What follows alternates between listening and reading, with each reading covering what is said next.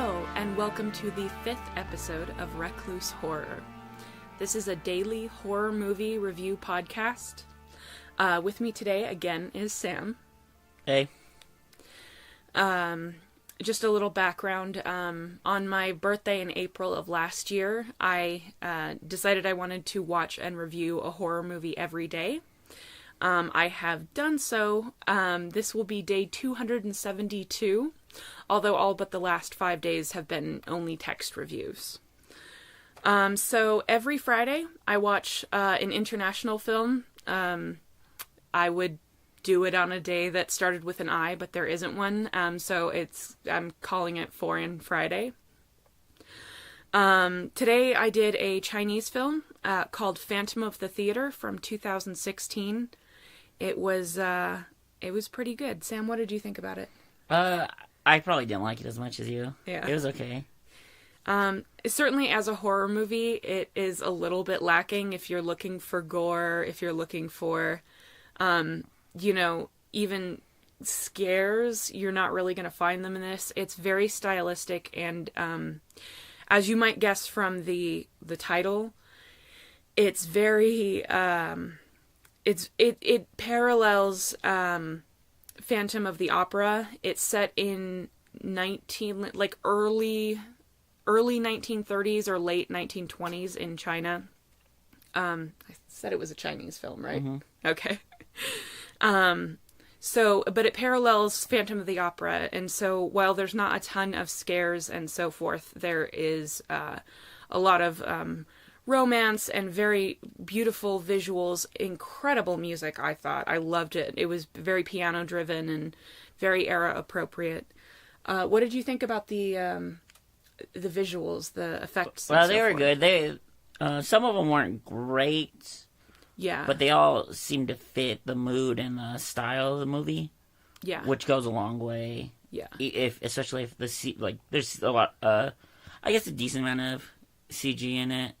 There is, yeah. But it fits the movie pretty well. It doesn't stick out too much. Yeah. I thought, especially in the beginning, the CG was pretty, it was a pretty poor quality in some places, but stylistically I think it fit very well with the movie. They were very careful about the color palette and everything. The palette of the movie is very good too. Did you like the color? Yeah. So one of the things that I would like to note about this film, Sam was a little bit confused by parts of it. There are three, I don't know if I would call them female leads. There's definitely one female lead, but the three female characters that that have a number of scenes all behave in a very similar manner and have very similar haircuts. So if you're not careful, then, to track their names, then you're not going to remember who they are. Did that bother you a lot? I know I kept explaining things. Yeah, it didn't bother me as a principle. It bothered me as I wasn't 100% sure who was doing what. Right. And this is a very melodramatic movie. So people would just start doing things and I'm like, I'm not 100% sure who this character was that Sifan, is. Or was that, yeah. And they cut away fast to stuff. Yeah. So if you're not really on top of some of it, you're just like, oh, it's the next scene already. Yeah. Especially introducing the characters. Yeah. They introduce everybody super fast. Yeah. They really do. Luckily, they do use their names quite a bit throughout the movie.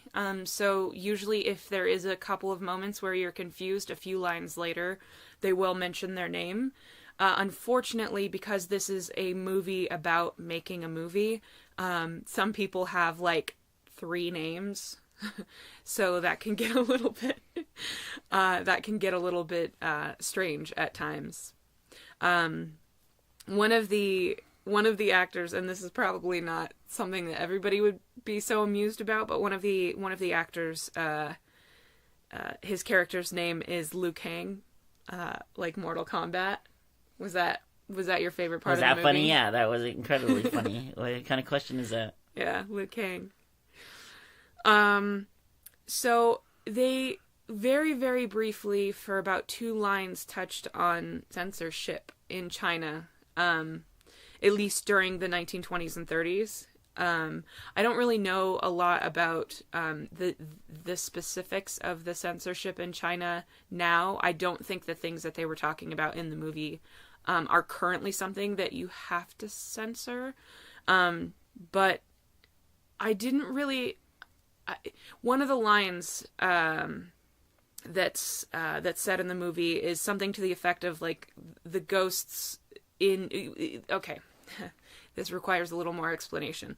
So the movie is about a writer named Wei Bong who is making a movie, and he wants to make it inside of an old theater that burned down about 13 years ago and then has since been renovated, but left vacant because people think it's haunted.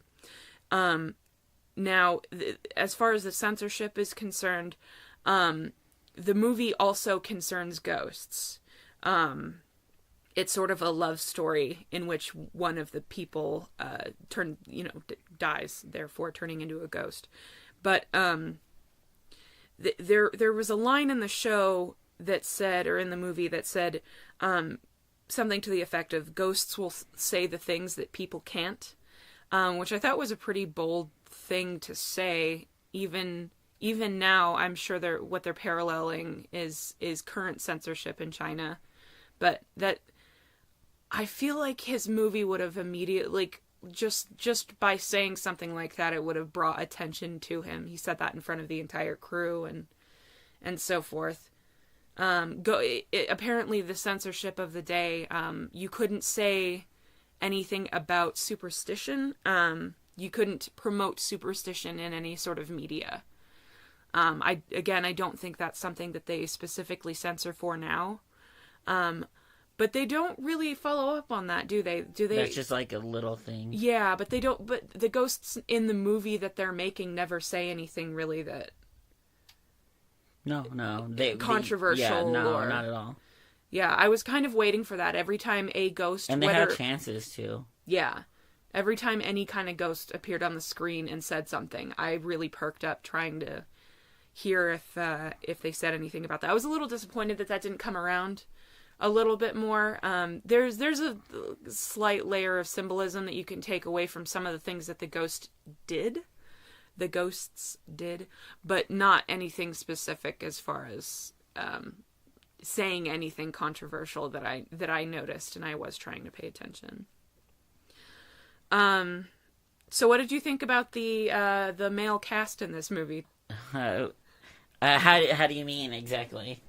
Well, I'm not talking about the acting. I think the acting, can we just agree the acting across the board was pretty good? Yeah. There was decent acting. Now, with international films in other languages, it can be a little bit hard to determine whether delivery is very good if you don't speak the language or at least have heard it a lot. But everybody did seem like they did a very decent job. The two leads, Wei Bong, who is the writer, and Ming Sifan, who plays the lead actress in the movie. But both were very, very good. But yeah, what do you think about the characters, the male characters in this movie? Like how all of them are creeps. Is that what you're talking about? Yeah, that's exactly what I'm talking about. Everybody's a creep. As a fellow creep, did you have anything? I'm not a creep. I'm just joking. That's mean. I'm just joking. Sam's not a creep. I'm just creepy. There is quite a difference. There's nothing I can do You've never about done it. any of that stuff. They're jerks, mostly. Yeah. Mostly jerks. They're super jerks. Mm-hmm. And I guess that's the biggest point of the movie, is that everybody's kind of a jerk. Yeah. Everybody except for Wei Bong is like kind of a creep and possibly did something creepy that was actually illegal, at least here in America. Maybe not in the 1920s. Might not have been illegal in the 1920s, some of that stuff. As far as the female cast is concerned, the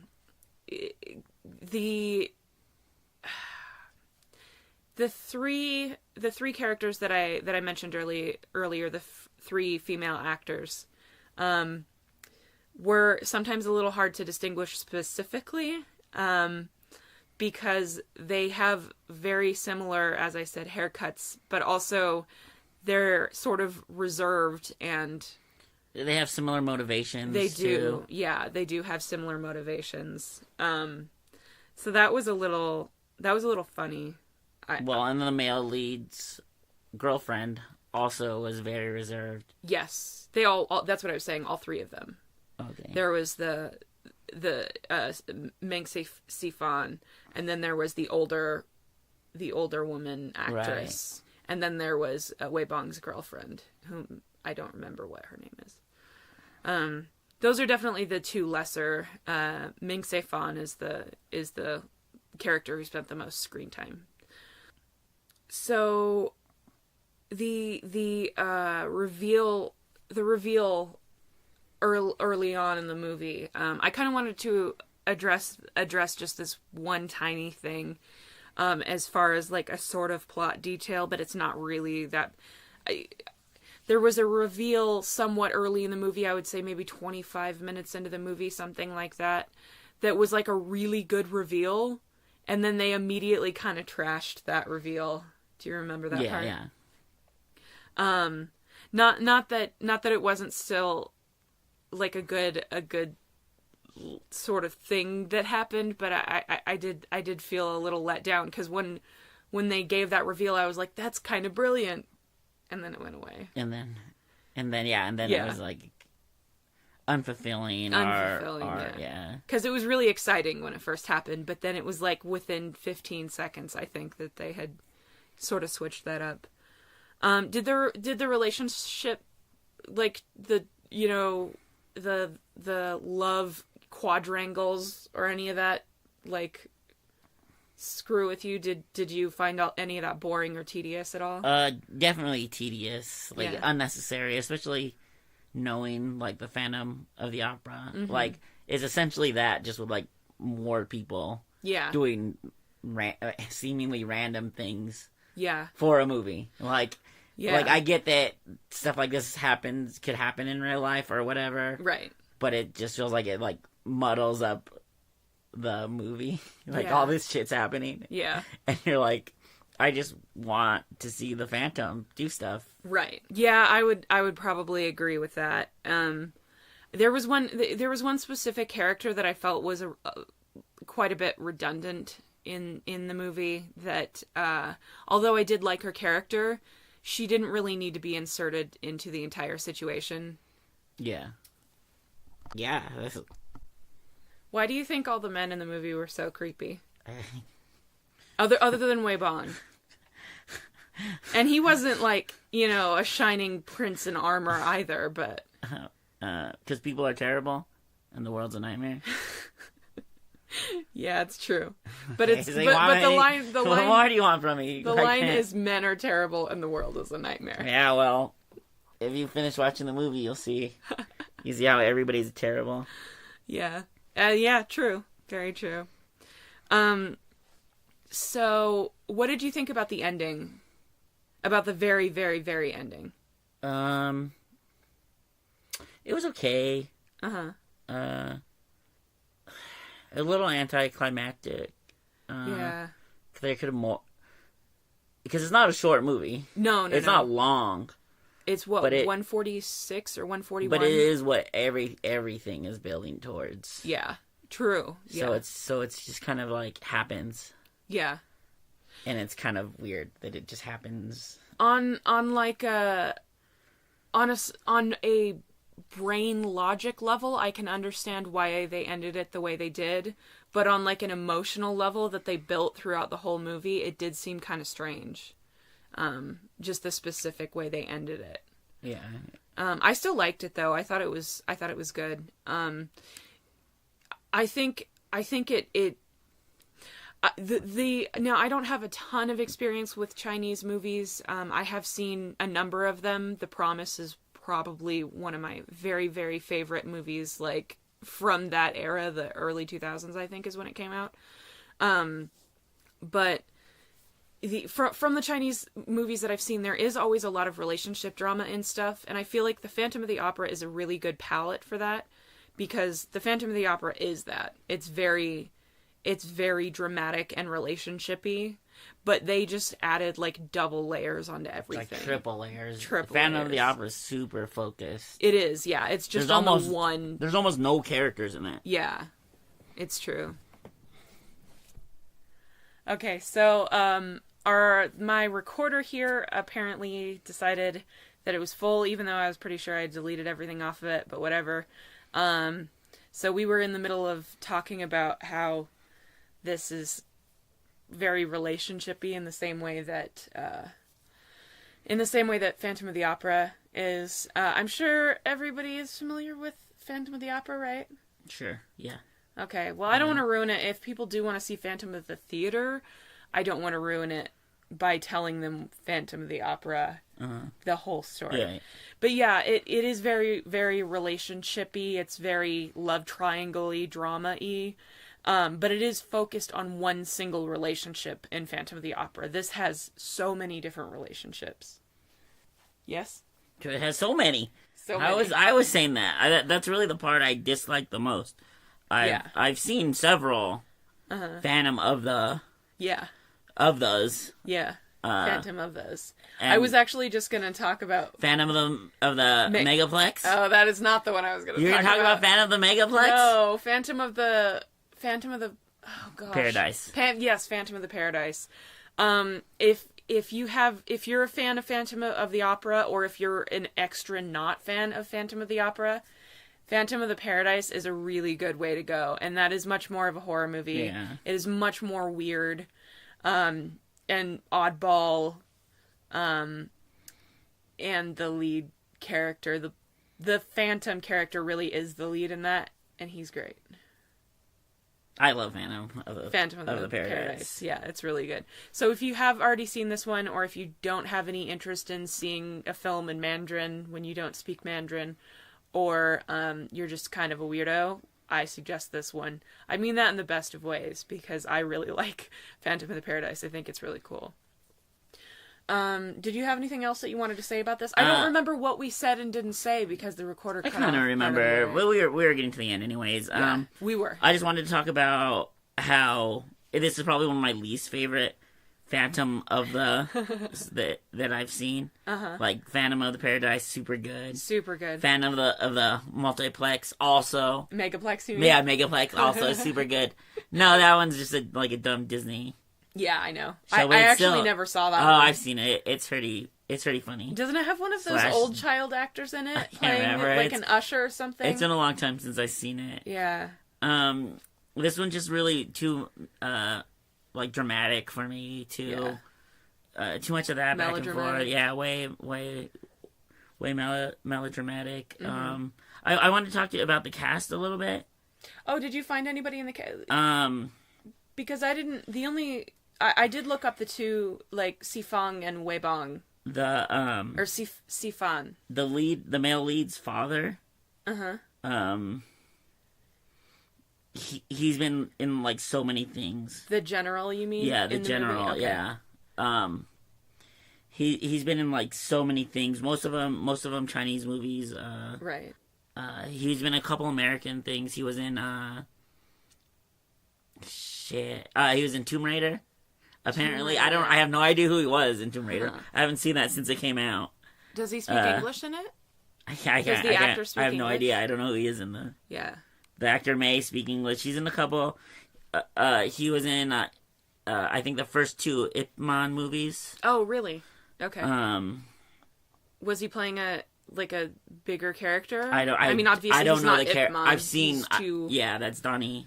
Yen. Yeah, Donnie Yen. I don't know who he is in those movies either, and I've seen him. I just don't remember. He did look vaguely familiar, but I haven't seen Ip Man. He's been in like 200 and something things. Like he's in a big list of things. Mm-hmm. Like just a ton of stuff. The only thing I looked up the two leads, and Sifan, the Simon Yam, that's who the general's name is, the one who is in Tomb Raider. And he's in 224 movies. Oh my goodness, that's so many movies. Just a lot of stuff I've never heard of, or that's... Yeah. Sky on Fire, I feel like I've heard of. But I just figured we should say something. For like, sure that he's been in so a many billion things. If you've seen any recent Chinese movies, you've probably seen him.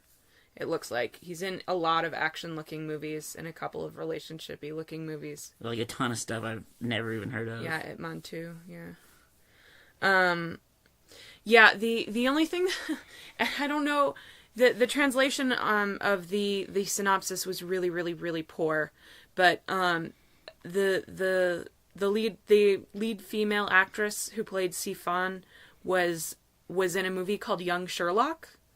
But it was a Chinese movie, and it did not appear to have any, like, connection to Sherlock from the description that I read. But it was clearly, it seemed like it was just Google translated, and so, I don't know. Gu Weibong, the actor who played Gu Weibong, is a Taiwanese actor. He's the writer, by the way. The writer in the movie, Weibong. It's so confusing. But Weibong, the guy who plays Weibong, is a Taiwanese actor who has been in a weird amount of music videos. He has an entire credit section on his Wikipedia page for just his appearances in other people's music videos, not his own. Like, he's not a musician as far as I could see. Which I thought was kind of strange. He's been in a bunch of other movies and TV shows as well. Including one that I've heard of before. I think it was called Ex-Boyfriend. But that feels like something that would be on Crunchyroll is probably why I heard of it. I know they focus more on Japanese and Korean dramas, but I could see it being on there. But that was the only things that I saw was the Young Sherlock thing and him being in a bunch of more recent stuff. Was there anything else that... I was just reading the movies for the general. The IMDb for the general, and he's in some movies that sound amazing.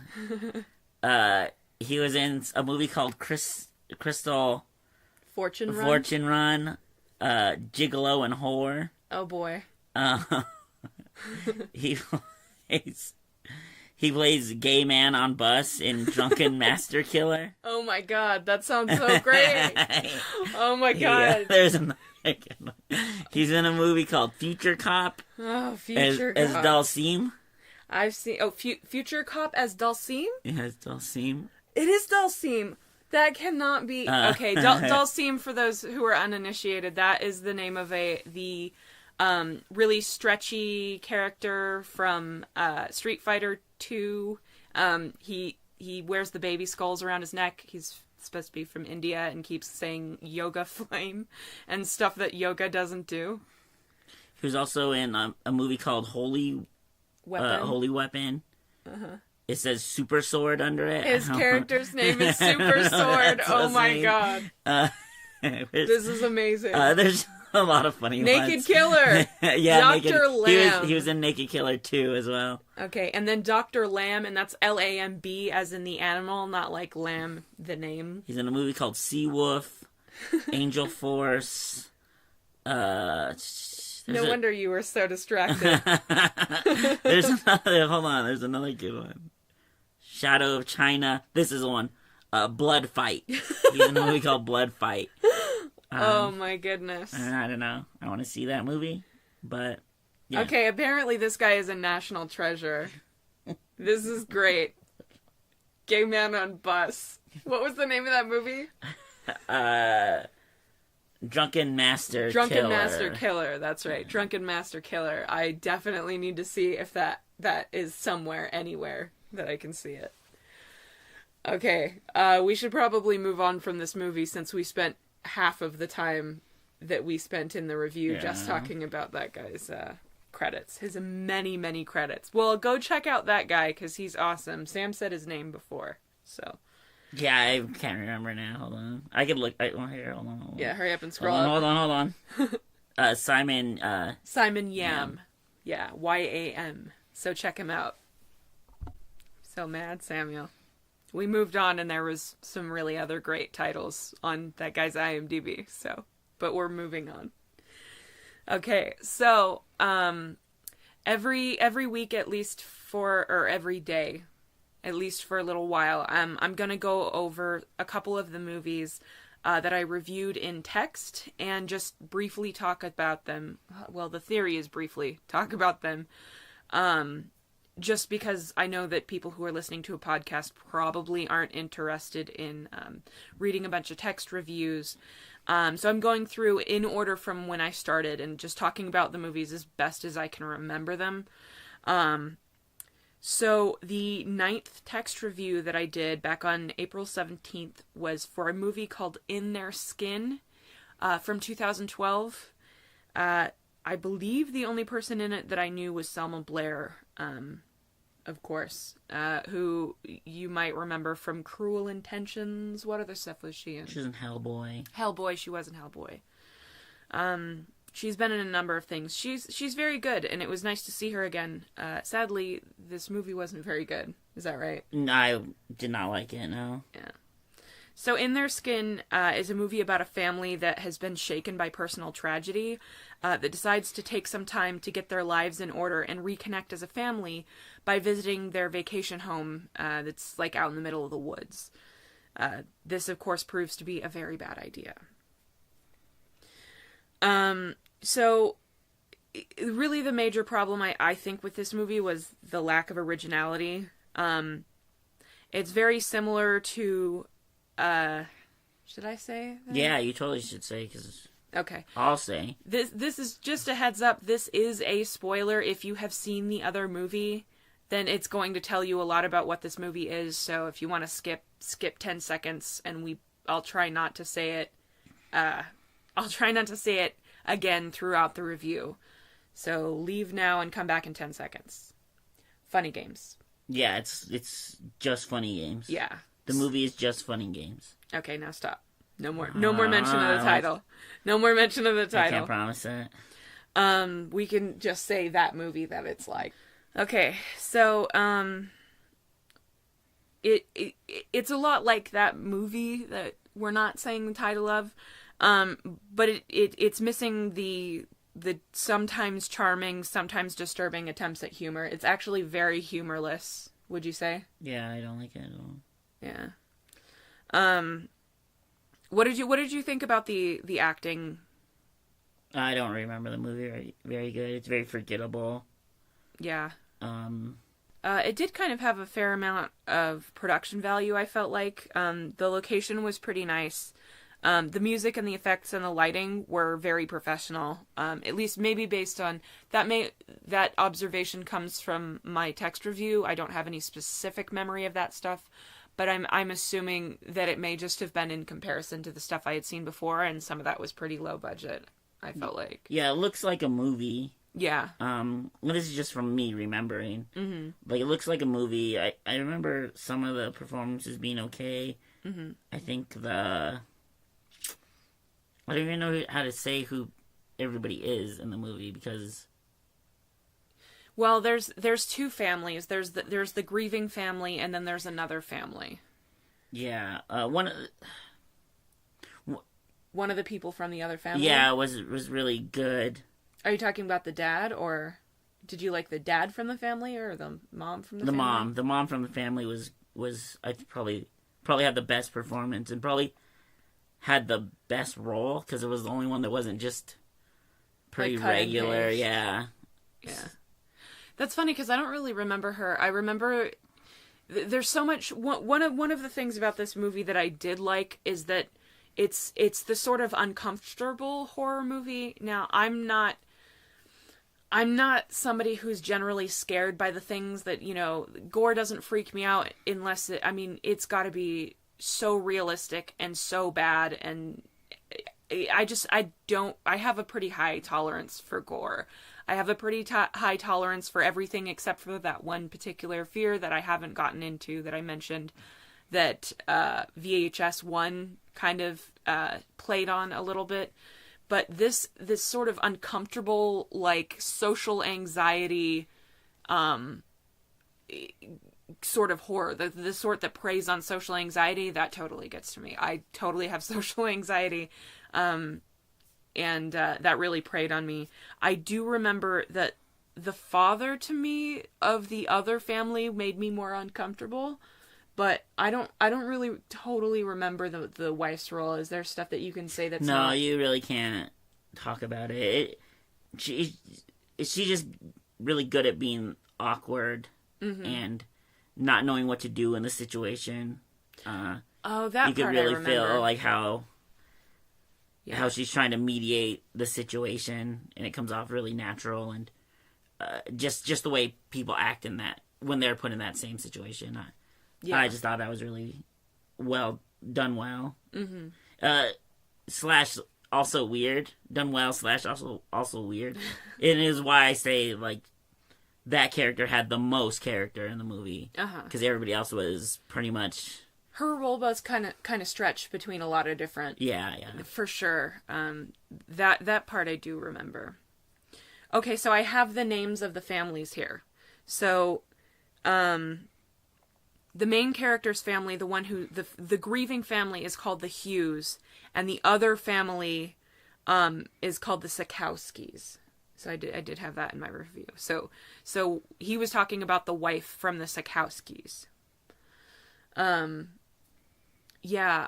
Selma Blair. Not Selma Blair. Yeah. She has a super regular role. Like, yeah, her role was, I mean, she played it well enough, but it was a little bit of a dry role, I felt like.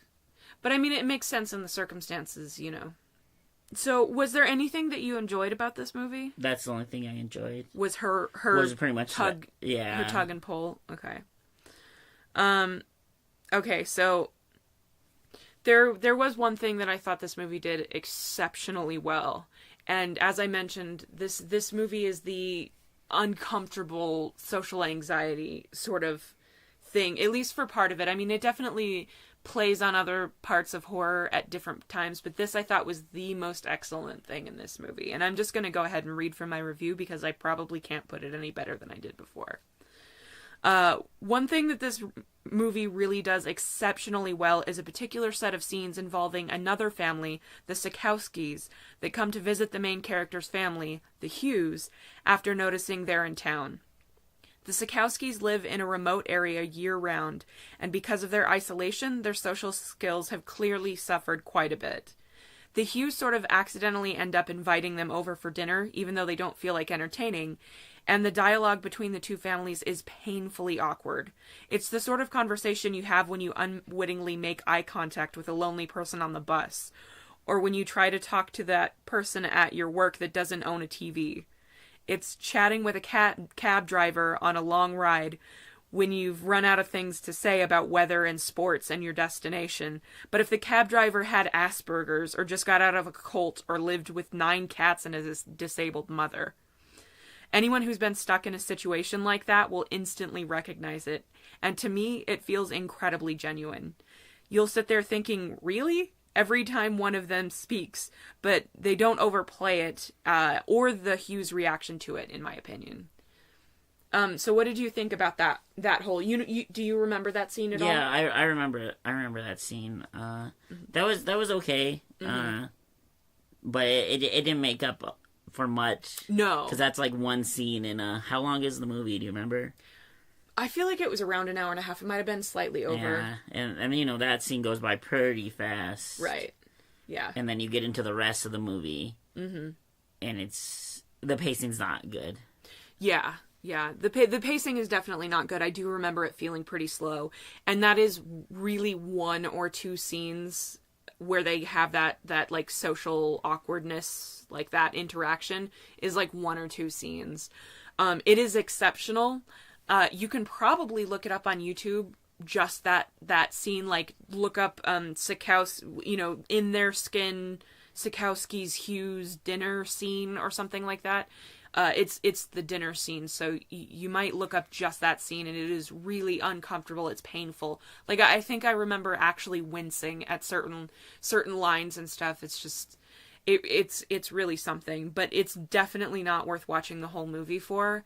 And again, eventually they move on from that style of horror. I mean, and I don't even know if you call that horror. It's psychological horror, I guess, is what that is. It's a specific brand of psychological horror. And it's one that particularly gets me very well. if you're the sort of person who watches, the early seasons of The Office when Michael Scott, or what's the actor's name? Steve Carell, where Steve Carell is just saying things that are just obnoxiously, like, painfully ridiculous. And if that makes you cringe and you like that weird cringing feeling, like, this part of that movie will really appeal to you. But honestly, overall, I just feel like it's too similar to that other movie. And it's the movie's been done before, I think. Yeah, I think that the pacing's not good. Yeah. It takes a long time to get to a lot of these points. Yeah. I feel like by the end of the movie, you're just really tired of the movie. Right. You're ready for it to be over. Yeah. Yeah. It's the only thing that you can kind of in any way consider humorous in the movie too. Everything else takes itself so seriously, but the audience can't really get into that headspace very easily, I don't feel like. But yeah, again, look up the, In Their Skin dinner scene. It might be on YouTube. It would be worth watching. I think just the dinner scene, it would ruin the rest of the movie for you because it does reveal, well, I guess it wouldn't ruin it, but it reveals a few things. There are scenes cut into it that reveal other things of the movie. So if you plan on watching the whole movie, don't just watch the whole movie. It was on Netflix. I don't know that it still is, but... did you have any other final thoughts about the movie? No, seven thumbs down. 7 thumbs down. 7 thumbs down. No star review. No stars. No It stars. didn't get stars. Yeah, it got thumbs stars. down. So the stars are the positives and the thumbs down are the negatives? Nobody knows. Nobody knows. Okay, well that was In Their Skin. So the second movie that I'm going to do for my text reviews, I liked a lot better. This one also in a lot of places preys on that uncomfortability, the social awkwardness of, some social interactions with certain people. This one is called Creep from 2014. It stars Mark Duplass, who you might know from The League, the TV show about the fantasy football league, which is way better than it sounds like, isn't it? Yeah, definitely. I hate football. I hate fantasies. I have no interest. I have so much less interest in fantasy football than I do in football, and I would characterize my feelings for football as hatred. So, and it's still really funny.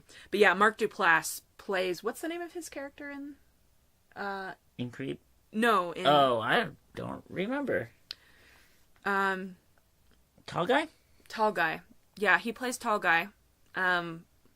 Like flippy hair, tall guy. Tall guy? That's what they call him, right? Tall guy? I think they call him tall guy at some time. Well, it's not Paul Scheer, and it's not well, it doesn't matter. He plays he's not Andre, and he's not the Jewish guy Ruxin, yeah, that's right. We'll just narrow everybody else down. Yeah. And he's not the oh god, the one that's in The Good Place. He's Pete. Pete. Okay, sorry. Mark Duplass plays Pete in The League, which you should probably watch if you're into comedy in any capacity. I'm not generally like too much of a comedy person, but it is pretty funny. They're all terrible people. So I picked this movie completely at random when I picked it. I had a short amount of time, and it was like sort of shorter than some of the other movies that were on Netflix at the time. And it was really incredible. I really liked it. This preyed on a lot of different types of fears. I did find this one genuinely creepy in a few places.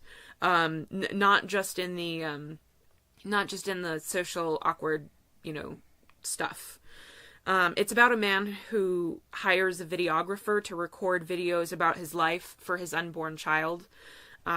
Really saying any more than that is a spoiler for this particular movie. So what did you think about Creep? It's okay. It's definitely, I didn't like it as much as you. Yeah. The performances are really good. Really, really good. They do a really good job with the pacing, considering like not a ton happens. Yeah. And the cast and there's only is 2 locations, 2 people. Really. And yeah, there's 2 locations, and the cast is 2 people. Yeah. So it's really commendable how well the pacing goes for it. Because obviously that seems like it can get really slow, really fast. Oh, yeah. And it kind of does. at parts. But I think overall it makes up for it, for things happening, people saying stuff that matters or that it's interesting. Well, in a whole movie with two actors, I mean, it's just the two of them, and then there's one, like, somebody talking on a phone, I think, and that's, like, the only other person that you even hear, but they're the only two actors that you see in the entire movie, and it's really crazy. Apparently, the director was the other actor. One actor was Mark Duplass, the other was the director of the film, and they both shared the writing duties of it. But most of the dialogue in the movie was actually improvised. The specific dialogue they would go over, I think, what needed to happen in a particular scene, and they had like a brief outline of how it was supposed to go. But the improvisation really, I felt like, made the dialogue feel incredibly genuine, and with so much screen time. I mean, there's no real B-roll. There's nothing except for the actors, pretty much, except for in a few couple of tiny places. So that's like, it's a large burden, and I thought they both did wonderfully with it. The name of the director is Patrick Brice. He did another movie that I liked quite a bit, called The Overnight. You like that? I did like it. You like that? I liked the movie. I don't think not everybody would like that? it. You like that? You should look up stuff about the movie before you watch it. You should just watch the movie. I didn't even like the movie, and you should still watch it. I liked it. You should just watch Overnight. Oh, man. Yeah, you could definitely say that a person named Creep would have made... A person who made a movie called Creep would have made that movie. Is that not right? Yeah. Okay. I think it's a creepier movie than Creep, to be honest. It kind of is in a lot of ways. The Overnight stars Adam Scott, which is from Parks and Recreation. He played the cute one. What's his name? Adam Scott? No, I mean, what's the... Ben Wyatt. He played Ben Wyatt in Parks and Rec. He's in Ghosted now. Yeah, and he's in Ghosted. from The Office. Yeah, that's right. On Fox. Bring it full circle. On Fox, airing now. Sam, are you getting paid? Yeah, I wish. Yeah. Maybe. That's not okay. Give me some of that Fox pay. If I knew what time... What time it was on. Yeah, I could have, but... I'm going to guess it's 8 o'clock on Sundays. I ruined my ad. I'm going to say 8 o'clock on Sundays. My paid sponsorship. Okay. But yeah, it stars... The Overnight stars Adam Scott, Ben Wyatt from Parks and Rec, and Jason Schwartzman, who he was in Bored to Death. He was the lead in Bored to Death. He was in The Fantastic Mr. Fox. He was the He's in Rushmore. He's in Bottle Rocket, right? Bottle Rocket. He's in what's that movie that made me hate him for like 10 years? Losers? Is that what it's called? Is that what it's called? No, Loser is the one with Jason Biggs. God, we are getting off track. He's in... What is the name of that? It's not... Oh, God. Is it Slackers? Slackers. It's Slackers. That's what it is. Made me hate him forever because he was mean to Older Pete from Pete and Pete. And I love Older Pete. Yeah. Jason Schwartzman. He's also part of the... Yeah, he's also related to the Coppolas, is what Sam was going to say. Yeah. He couldn't remember their name. No, I can't. And we've had a lot of... We've already had a lot of... Who is that person? Was he related to Nicolas Cage, too? Oh, he's also Gideon... Jason Schwartzman is also Gideon in Scott Pilgrim. So, if you saw that... And at least in Scott Pilgrim, I think that role in Scott Pilgrim made me feel a little bit better about him because he was playing the asshole that my brain, when I was still developing, decided that he was because he was mean to Older Pete.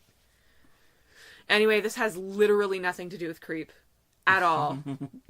I'm not going to cut it. Yeah, don't start talking about it. I'm not going to cut it. I like The Overnight, but a lot of people would be really mad by that movie or really annoyed by that movie or think it's really gross. We'll talk about Creep then. Okay. Creep. It's incredible. You should see it. No, Patrick Brice, who is the director, and the other actor does a really good job. I think Mark Duplass and Patrick Brice, sorry, it's Brice. do a really incredible job. And this movie really hinges on their acting. Without their acting, the movie has really nothing. There's, like I said, there's like 2 locations in the entire movie. And they're pretty good locations, actually. You can see how they saved money on budget. I'm sure that's somebody's friend's house that they're filming in, somebody's cabin or something that they're filming in. And you know, the other location, you know, it kind of speaks for itself as far as why it wouldn't really cost them a lot of money. It was definitely filmed on a shoestring budget from what I have read, but I couldn't find any particular figures when I had looked it up before. But they made a really good use of what they had. They didn't need a lot of frills because it all hinges on these characters. And really, like, Mark Duplass's character and Patrick Brice's characters are both. They do a lot. They contrast. They compare. Well, they have to. Yeah, they really do. I think they complement each other very well. I don't think the movie's the best movie, and I could see it even being something I didn't like. But just taking into consideration that it's just those 2 actors, you know, acting off of each other. You know, making the whole movie, like that's the movie. Yeah. If for that alone, you know, it comes off well, and that's got to be incredibly hard.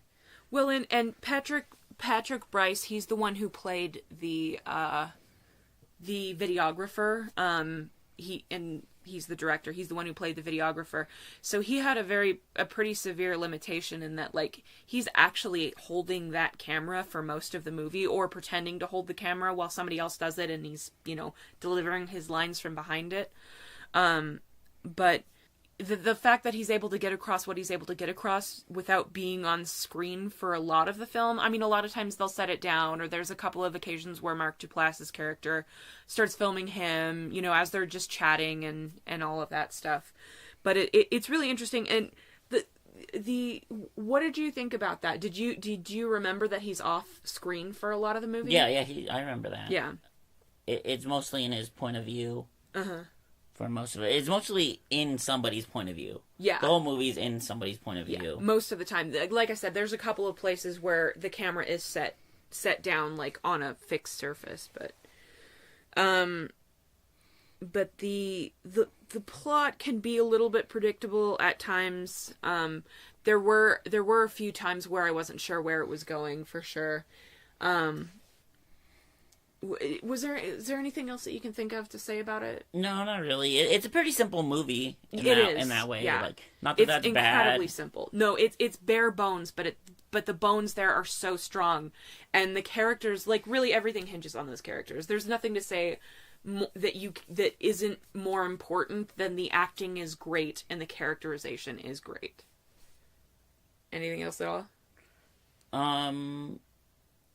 No, I thought it was an okay movie. The acting was good enough to get you to the next plot point. So it kind of carries that way. Like, it's definitely not my favorite movie. It's probably not even, like, even close. And I wouldn't even know who to recommend this to.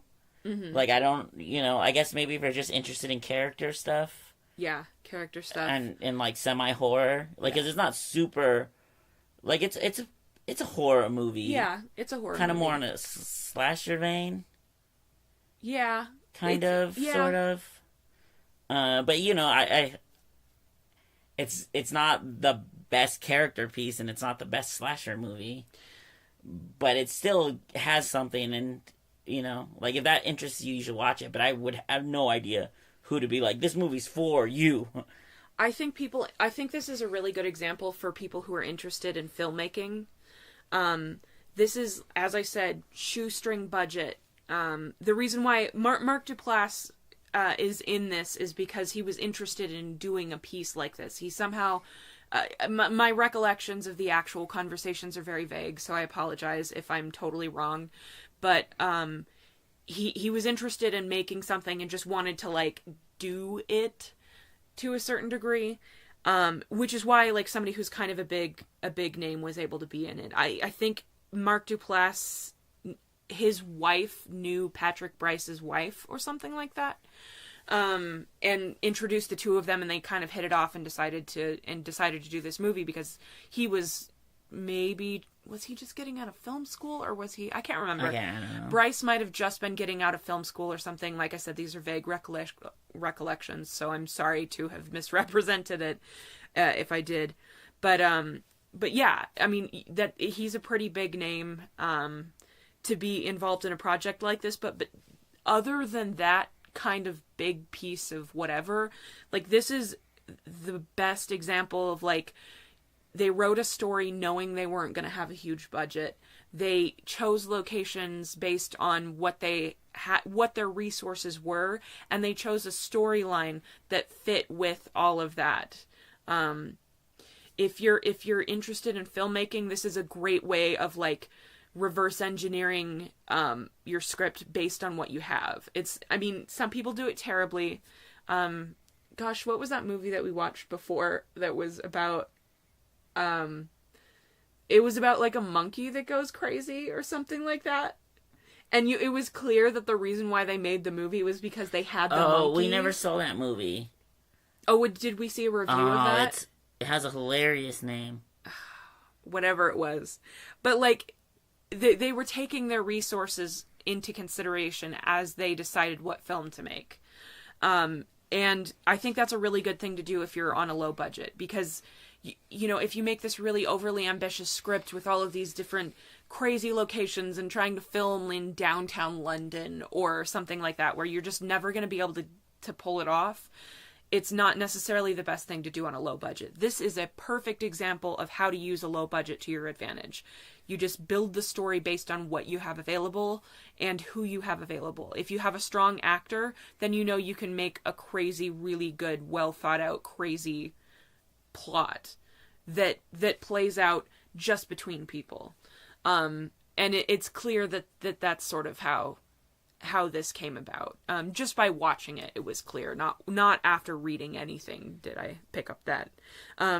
I actually didn't read anything about that until the sequel came out, and I watched that the day it hit Netflix.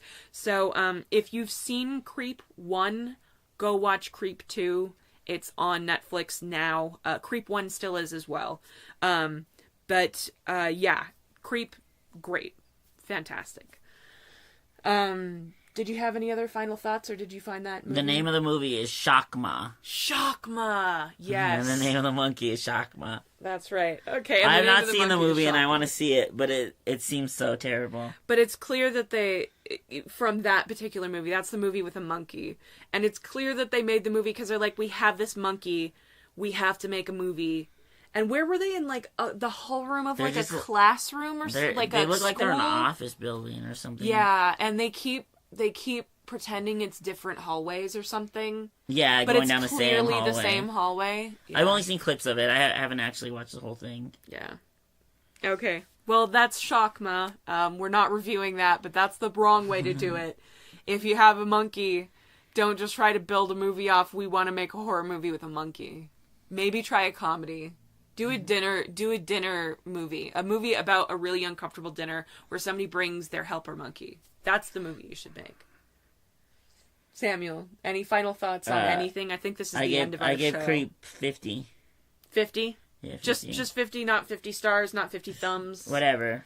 50 whatever. I give it 50. It's good. It's good. I put 50 on it. Now, is that below hecka stars? I put 50 on it. Don't question my scale. Is it below hecka stars? Everything will be revealed in due time. Okay. Well, thank you for putting up with our garbage nonsense. Thank you for putting up with all of our tangents about movies that have nothing to do with this. Which I did yesterday, too. We talked about a lot of... At least those were mostly horror movies. When we're tired, we get sidetracked. It's true. It's really easy to get sidetracked.